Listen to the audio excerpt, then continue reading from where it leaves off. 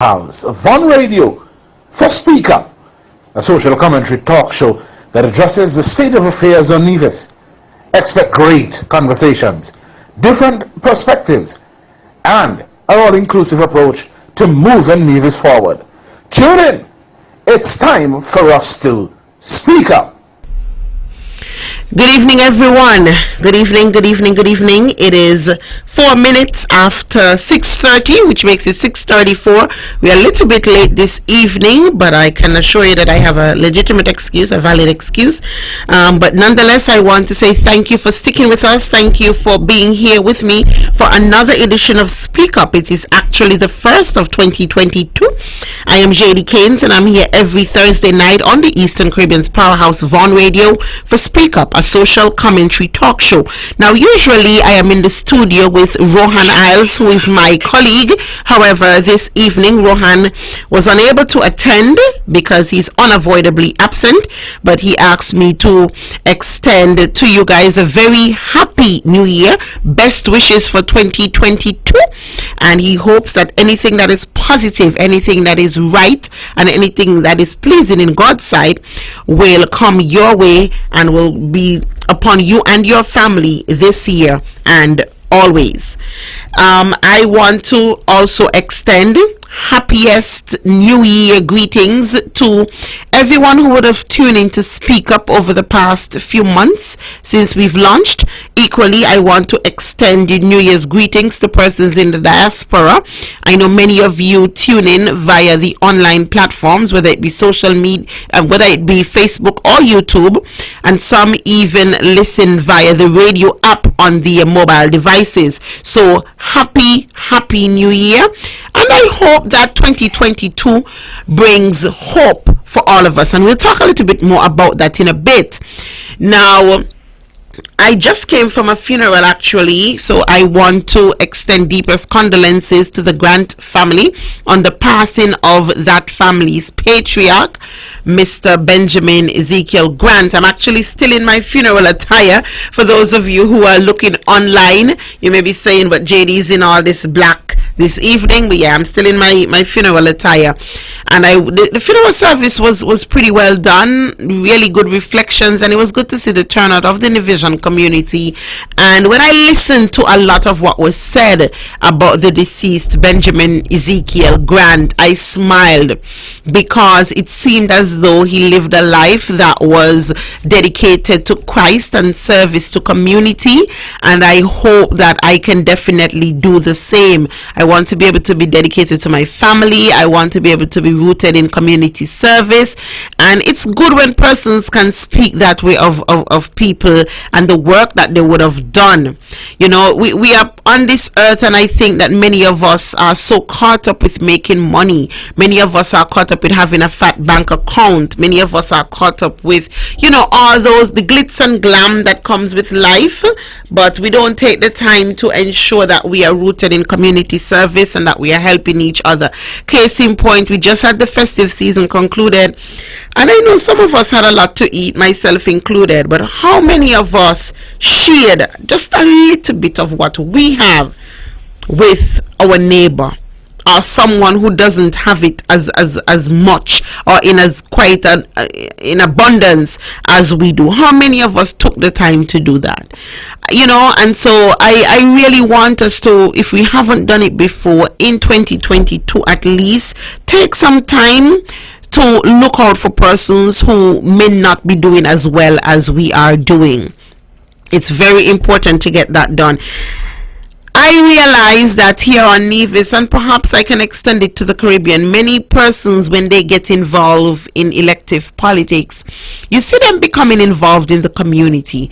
You see them going out and giving to the less fortunate, or persons who can do with a little bit of help.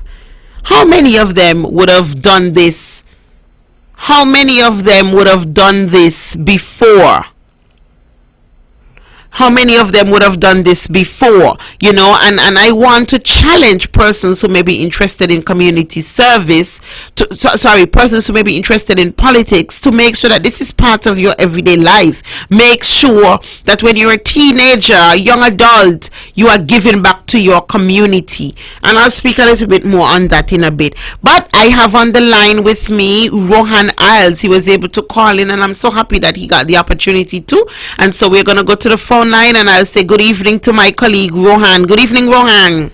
Good evening, Jaedee. How are you doing? I'm fine, thank you. I told them that you couldn't be here this evening, but it's so great of you to call in. Yeah, I couldn't let you get all the fun tonight on our first show for the year. That's good. So, Rohan, how was the festive season for you?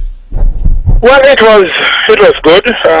A bit tiring. I spent a few of those days at Four Seasons doing some work there. You have to keep the body busy. Yes. But it was a good opportunity to spend time with friends and family. Of course, the children enjoy the festive season, continue to enjoy what is left of the holidays more than anybody else. Eat more than anybody else, drink more than anybody else. Cause me to spend more than anybody else, but that's the nature of that beast. It was indeed good to experience another festive season, and it is even more special to be here in 2022. And I listened to you speak a little bit about Mr. Grant and what a legacy to leave. And in this life, if we can leave a legacy half of what he would have left, we would have done ourselves and the community we serve and the people who are close to us proud. And so, you continue to encourage people to live a life that is pleasing, and continue to push people to be in service to community and to country. Nice. Now, Rohan, I know that you would have done quite a bit, not just in the holiday season. You've been doing quite a bit, but can you speak just a little bit about what you were able to do to reach families this past December? Well, our My Case community program in Gingerland is our focal point, and we continue to do our best to reach families who are in need. And I think we spoke quite a bit about that on our last show, impressing on our listeners and our supporters that we were really doing our best to meet the demands of families who really needed that special gift during the Christmas season. And so I think we were able to distribute care packages which included a variety of basic needs to, I think it was 14 or 15 families, which would bring our number to just over 50 for 2021. Nice. And of course, we're not a program that is funded. Most of what we did was to the kind generosity of people who believed in what we believed in, and a few businesses who as well believe in what we believe in. And so we were able to do that. Of course, those families were very grateful. I had a few who would have met me in public and expressed their thanks and gratitude. And so that is what we do.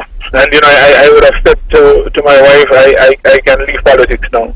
Having had that impact on one family, it is warming enough, it is satisfying enough, it is gratifying enough to know that what we set out to do, our mission, fit for purpose, has accomplished that goal. We also took the opportunity to visit the senior citizens' home, and we made a donation there of some toiletries and laundry supplies.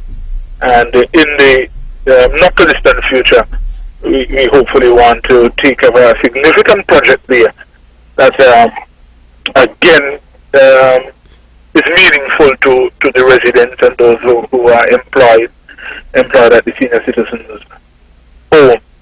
Okay. So that was our focus for the last month of 2021. I am satisfied that we accomplished that, and we move on into 2022, and we are gearing up for another of those distributions as we continue to do our best to help families who are truly in need of that level of support.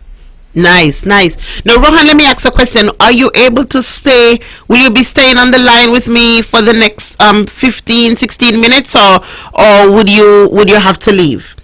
Well, I will stay for as long as the call allows me. Just if you don't hear me, you know what happened.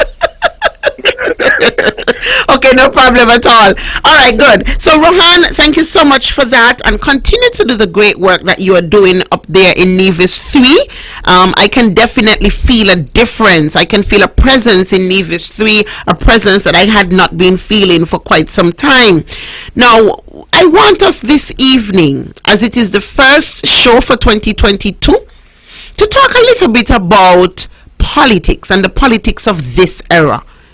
You know, we are young people. You and I are the youngest among the youngest in this political race. Definitely, we've talked a lot about wanting a different style of politics. What is your reason? What was your reason for entering politics? And I'll share mine after you. Well, I can back up. There are two things I wanted to do in my life as a child. One was to be a teacher, the other was to be a politician. Over time that evolved to be in service to people.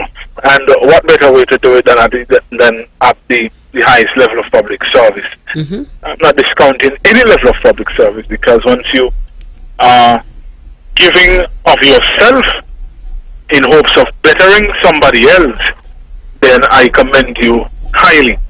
And so over the years, and having been exposed to certain levels of training, I recognize that there was a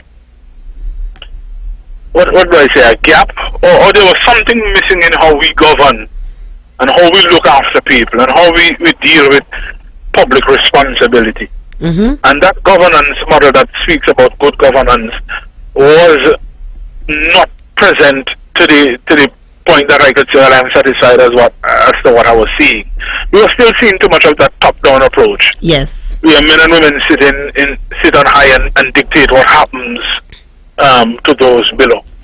And the reality is, countries, islands do far better when those people who are in tuned, whose ears are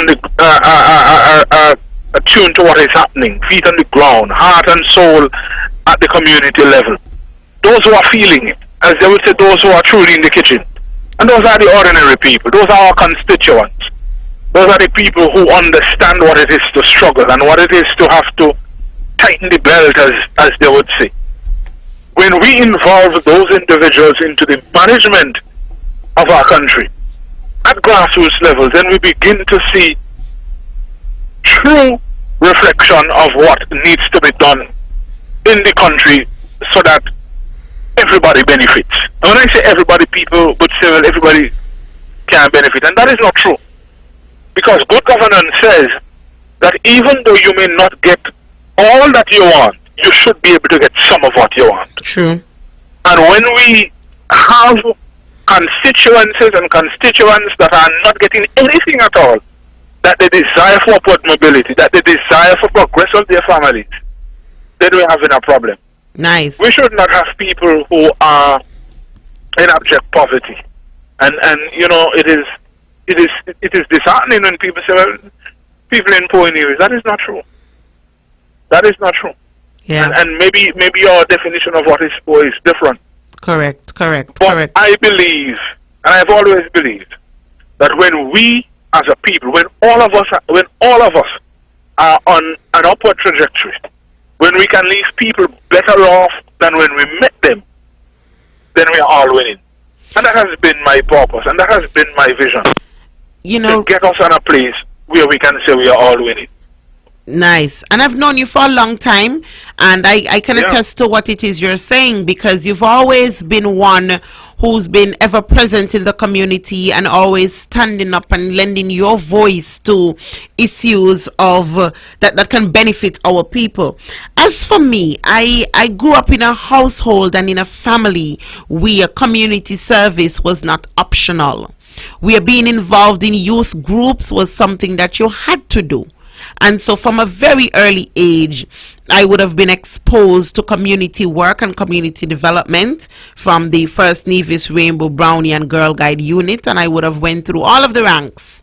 And that is something that I credit where I am today to a lot of what was instilled in me by persons like Bridget Hunkins and Valerie Thompson and others, because the Girl Guide movement was so instrumental in my life, and my siblings came up in the movement as well. And so from a very early age I was involved in community service. My parents are persons who were always involved in community service. I think it just I just followed suit. And then in church, I was involved in AYPA and other youth groups, and generally in the community, young leaders in school. That in essence was my childhood. I was always involved in something, and it had to be something positive, because my parents wanted to ensure that the life that I lived was better than the life that they lived. And right. So that just came naturally. And because I had that as a child, I wanted to continue. It just became a part of me. That's like when they say when you take your children to church, they end up going to church on their own. That's yep. Exactly that was exactly what happened in my life. And so it became a part of me. And so as I grew up, I became a young adult, I still wanted to be involved in community service. I was involved in community service right here on the island of Nevis, where I was born and raised. And then I went to the United States Virgin Islands to pursue tertiary education, and I was involved in community service there as well. I realized that we had a lot of petitions and divisions living there, and through the St. Kitts Nevis Association, I wanted to be able to give back to that community and partner with petitions and divisions to see how together we can make our lives more meaningful. And then I served on the Student Government Association at my university, because again I wanted to be a part of what was positive. I saw areas that you can help persons, and I wanted to be a part of that. Persons who know me would tell you that I'm just naturally a giving person. I'm naturally trying to help, and that's one of the reasons, if I can segue into this, why I decided to get involved in elective politics. People were like, Jaedee, aren't you satisfied where you are? Aren't you comfortable where you are? Yes and no. I am comfortable where I am. I have a very good job. I absolutely love what I do. But guess what? I also love the other jobs that I've had previously. But that didn't mean that I didn't see an opportunity where I could move on and do something different. And like Rohan, you want to serve the community at a higher level. I feel that in previous jobs I was able to do some community work, but then I wanted to do more, and so I moved on. And I believe that service to my community can be so much more widespread if I were to get involved in elective politics, because you get an opportunity to be part of the policy and decision making. Am I making sense, Rohan? Yes, and I think that is so needed. And don't get me wrong, no disrespect to persons who are more senior than we are, because I honestly believe from the bottom of my heart that we need a mixture of youth and experience. But I want to see more youth getting involved. I want young people to decide what it is young people should be doing. I want persons who were born in my era to determine what is best for persons of my era and persons who are coming after me. I want, and again, like I said, it's no disrespect to anyone who's older, because they bring a wealth of experience, a wealth of knowledge that we definitely can benefit from. But I just feel that our young people need to see more like us out there, more like them out there, helping to determine the helping to speak on the issues that affect them. Another thing too, Rohan, like you, I always wanted to speak up, and I've always been speaking up and speaking out on matters of national interest. Now, Rohan, we were involved in youth parliament together. Oh yeah. We were involved in youth parliament, and it was fun times. It was some fun times. We got our introduction then on how parliament works, What are your views on how our parliament is being conducted? In terms of the frequency of sit-ins, in terms of the display in the house. What do you think? Well, I mean, if I can back up just a few minutes, and I agree with you with the point you made about young people being involved, and other young people seeing that young people are the ones who are steering the policy direction. I think it is because we were always out there speaking up, being a part of community programs, and those kind of things that we saw firsthand the need for that generational shift, that dynamic that allowed for the progress of the country to move forward when we could, as young people, as they would say, take the reins and push the island to another level. Yes. Because the older ones would have gone as far as they could have gone. And because young people weren't stepping up in that realm, they were having to hold on a little longer. I can fast forward to youth parliament. And we had, as you say, wonderful times in the youth parliament. And we had, I would say, an excellent teacher. And we got that understanding of how parliament should work. Yes. And, the frequency of how, parliament sittings should come about, handling the people's business. Whether we were doing bills, resolutions, or we were doing question and answers, which is something that we haven't seen much of here on the island of Navy. Correct. Go ahead. I am kind of dismayed that what we have learned, we have seen a departure from. Yes. In the mainstream of parliamentary procedures here in Nevis. What I would like to see, I mean, I understand, the ebbs and flows and the control of the house. But I find that there is unnecessarily at times the interruption of the opposition. Yes. And creating that break in her momentum and not allowing her to be free in her presentations. And some of the instances were really not instances that warranted such acts or such, correction. Yes. What can you say, Jaedee? I think we understand why what has happened in the past has happened. And Rohan, that's a good segue into what I want to speak to on next, and probably is going to be our last topic for the evening. Now, just to comment on what you mentioned, I totally agree with what you're saying. One of the things I would like to see, though, is that there be more sit-ins of Parliament, and not just having a sit-in for having a sit-in's sake. It needs to be meaningful. I mean, I need to see some work being done so that, and it's reflected in Parliament, so that we are seeing that when you're not in Parliament, it's because you're busy working to see what can be changed. We have a lot of antiquated rules and laws, and I'm not seeing enough of that coming to the House and being discussed. Another thing too, I'm not seeing the general populace being as interested in Parliament as they were before.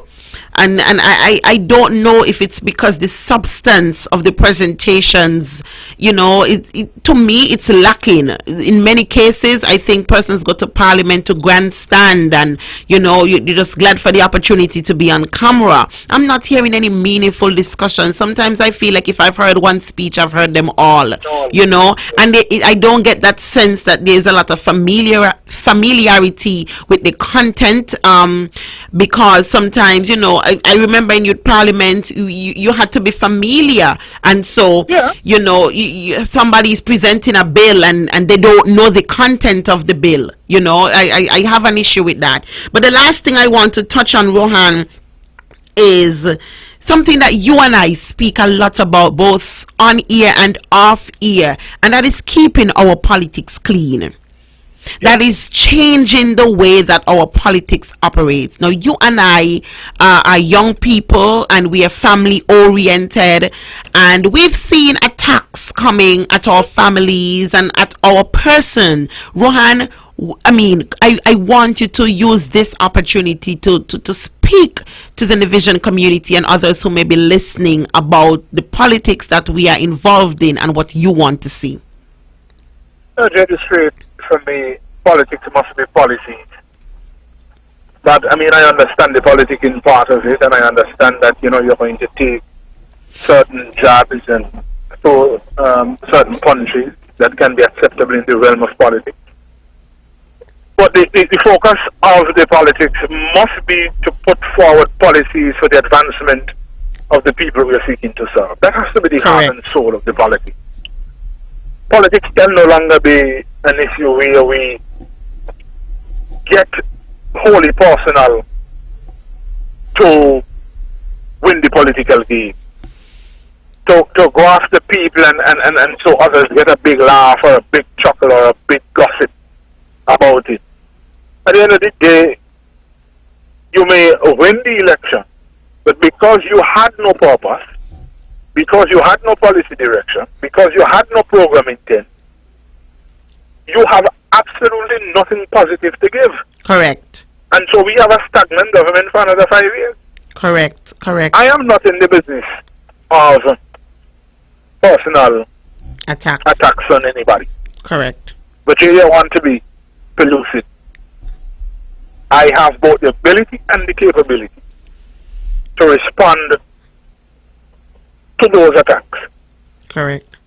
And how I respond is going to anger a lot of people because I'm not going to respond in the same way. My response is always going to be a positive one.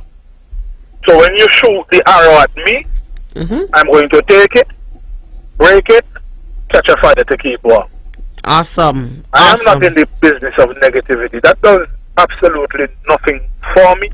As I tell my wife as often as I can, it is too heavy a burden to carry. And I am not carrying it. Well, Rohan, I thank you. I mean, what a way to end this week's show. And I just want to, in my closing words, remind our people, yes, we want your support. Yes, we want you to be behind us. Yes, we want you to help to correct the erroneous statements about us. But please don't bring down anybody in the process. Don't bring down anybody on the government side, anybody who has the potential of being a candidate, anybody on the NRP side. Don't do it in the name of Jaedee Caines and Rohan Isles, because that's not what we are about. I want this elections to be focused on issues and not personalities. If I'm wrong, I'm wrong. Don't baby me. However, understand, even though I am calling for clean and fair elections and clean and fair debates, I want you to understand as I close that scare tactics don't work on warriors. And I am a warrior. So nothing that anyone brings to try to scare me is going to tear me down, is going to tear Rohan Isles down, because no weapon formed against us shall prosper. Ladies and gentlemen, this has been another episode of Speak Up. And yes, Rohan? Before you run, give me 30 seconds. I just want to invite the constituents in the industry who support the NRP or who are thinking about supporting the NRP, and you may be on the fence. We have a constituency meeting on Sunday at 4. We'd love to hear from you. We'd love to see you. Awesome. Ladies and gentlemen, thank you very much. Come tune in again next week. We'll be here. Have a wonderful evening. Good night.